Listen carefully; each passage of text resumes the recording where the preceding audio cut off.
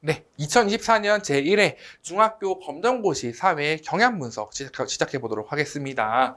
자, 사회부터 살펴보자면은 사회는 1과 2 파트로 나눠져 있는데 1파트의 경우에는 총 9문제가 그 다음에 2파트의 경우에는 총 7문제가 출제가 돼서 아직까지도 1파트의 비중이 높다는 걸 살펴볼 수 있겠는데요. 특히 1파트에서는 개념 문제, 용어를 부르는 개념 문제가 많이 출제가 되기 따라서 결국에는 그 용어 그리고 그 용어에 대한 설명을 좀 더 적절하게 연결해 둘 필요가 있었습니다.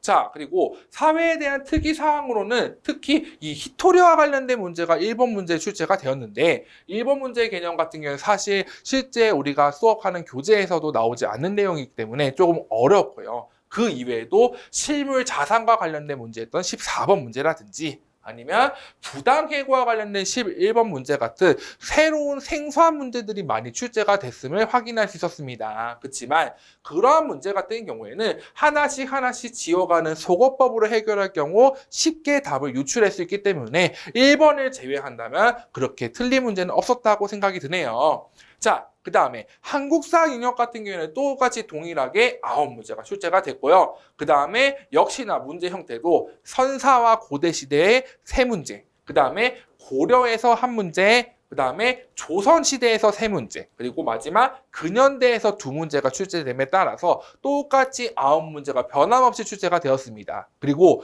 문제 스타일 자체도 국가를 찾는, 고려를 찾는 23번 문제 같은 문제라든지 아니면 왕이 시행한 정책, 탕평책을 묻는 19번 문제라든지 아니면 신문왕의 업적을 확인하고 그 알맞은 왕을 찾는 문제라든지 문제 스타일 자체도 거의 고정적이기 때문에 꾸준히 개념을 학습하고 기출문제를 풀었다면 한국사 또한 정답을 찾기는 쉬웠을 것이라고 생각합니다. 자, 여기까지 마무리하도록 하겠습니다.